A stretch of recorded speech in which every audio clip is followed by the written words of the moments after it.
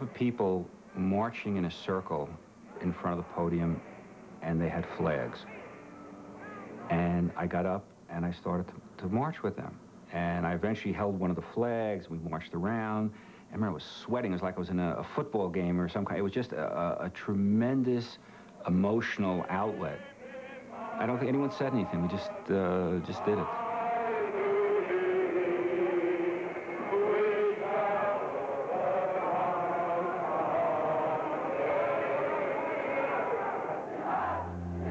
By evening, Mayor Daley's deepest fear was coming true. 7,000 demonstrators had made their way to the intersection in front of the Hilton. There were taunts and ugliness. It was designed to provoke. It was designed to arouse. It was designed to show hatred, cursing, anger, fury. You can't ask us to protest politely so that you can dismiss us. We're going to protest with every fiber of our being, and that kind of sense allows you to go back and put yourself in the way of a billy club. I really don't know what started the intersection to go up for grabs, but the whole place just went up for grabs. A half an hour into the standoff, the police began to retake the intersection. We were ordered to sweep the street and clear the street, and that's what we did.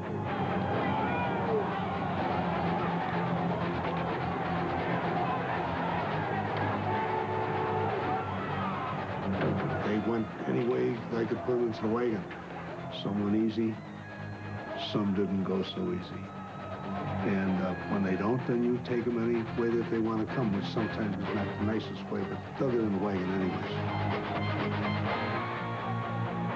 But who were we? We were their sons and daughters. We weren't some invading army from the outside. It was their worst nightmare. We were an invading army from the inside. And I think it's part of what freaked them out. It was a wild scene. I really thought that the police had lost their cool. They were totally out of control for a while. I thought the protesters were a bunch of fools, and I felt terrible. I thought it was an awful thing to see.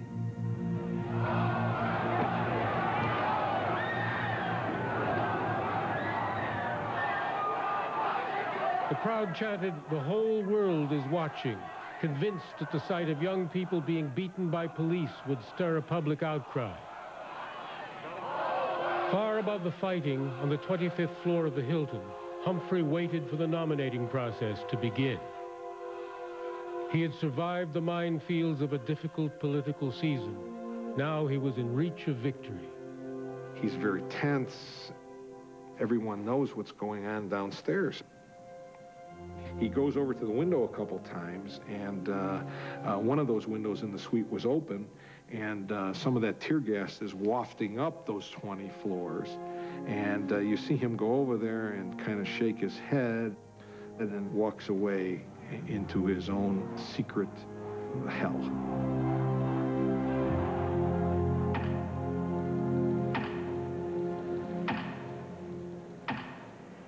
At 8 o'clock, the delegates gathered to name their presidential candidate.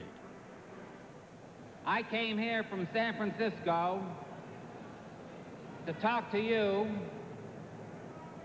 about Hubert Horatio Humphrey. As the nation focused its attention on the convention floor, the fighting in front of the Hilton subsided. But images of the bloodshed were only now trickling into the broadcast centers. During the nomination process, the monitors for events around the town started to light up. And I was ignoring it because it was over my shoulder, and I had enough to do just trying to control what we were showing of events on the floor. Until Shad Northshield, who was in charge of the outside activities, screamed at me, "Look at these, you son of a bitch." And I turned around, and there was scenes of police beating up kids. in a way that I had not seen before. News executives faced an unprecedented dilemma. Should they cut away from the selection of a presidential candidate to cover an event that had happened earlier that evening? Do I use this or don't I use this? Is it news or is it propaganda? You know, and I don't have time for a seminar. And finally I decided this was news. And that's what we were there for, and we had to show it. I told Huntley and Brinkley just enough for them to say what was going on. This is on tape, since again we're not able to cover it live.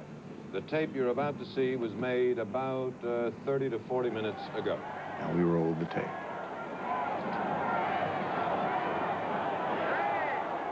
Hubert Humphrey sat helpless as the American people watched his nomination through a prism of violence and turmoil. I'm sure he must have felt sick at heart that the image being portrayed to the rest of the country was that one of disunity and violence. Obviously, he knew that and knew it would hurt him. Wisconsin! Mr. Chairman, most delegates to this convention do not know that thousands of young people are being beaten in the streets of Chicago. And for that reason, I request the suspension of the rules to relocate the convention in another city. Wisconsin is not recognized for that purpose. The reality for the viewing American people was what they saw via their television screen. And the screen was showing them, at a critical moment in the convention, violence, conflict, disorder.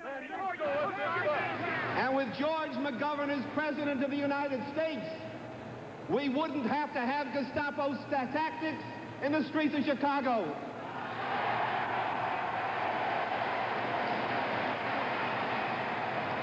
Well, there was a sense that we were some kind of 1932 Nazi regime enforcing our will in the convention hall with police clubs inside and outside the hall.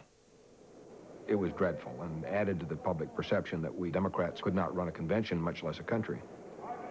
Finally, at 11:20, the balloting began. Because of the atrocities in downtown Chicago, Georgia's loyal National Democrats cast their votes only with reluctance.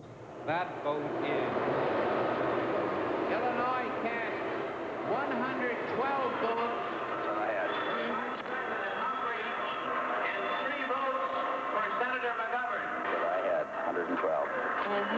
It's just fun, you know, to check to see what you predict and what happens. 26. Pennsylvania cast 2 1/2 votes for Senator McGovern. All his life, he had waited for this moment. For Senator McCarthy, and 103 3/4 votes. Humphrey acted the part of the happy nominee, but he was now the leader of a crippled party. There was nothing to celebrate but wreckage. The night Vice President Humphrey was nominated was one of the most dismal that either he or any of us around him have experienced. It was like a wake. Normally you would expect that having won the nomination of your party, culmination of life's ambition for Humphrey, there would be a joyousness, an elation, a desire to get on with the battle in the general election. Instead, everyone was subdued, depressed, speaking in hushed voices, just gritting our teeth, wanting the convention to end.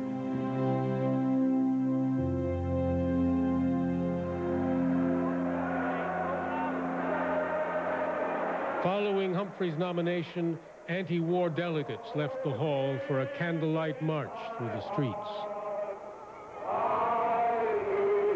One political observer noted, the Democrats are finished. For the demonstrators, the whole world was watching. But opinion polls later showed that a majority of Americans had turned against them.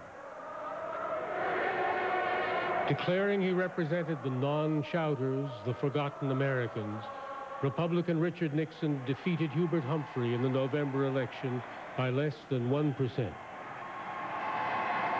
The Vietnam War would go on for 7 more years.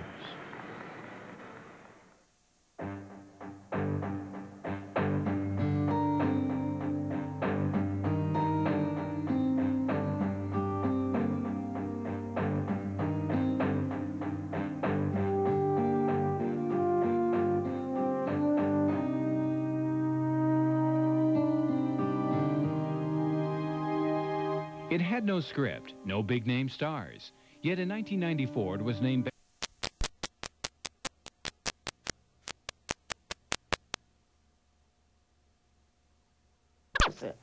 Remember the Time magazine cover? Accusations of the media playing the race card surfaced early. They darkened O.J. to make him more fierce and, of course, by implication, more guilty. They shouldn't have done it. And it injected, you know, race into the trial. It probably would have been there anyway. But it just focused on it. Time magazine apologized, but from the cover of a national news magazine to the sacred confines of sequestration, racial and cultural differences were being played out. Excused juror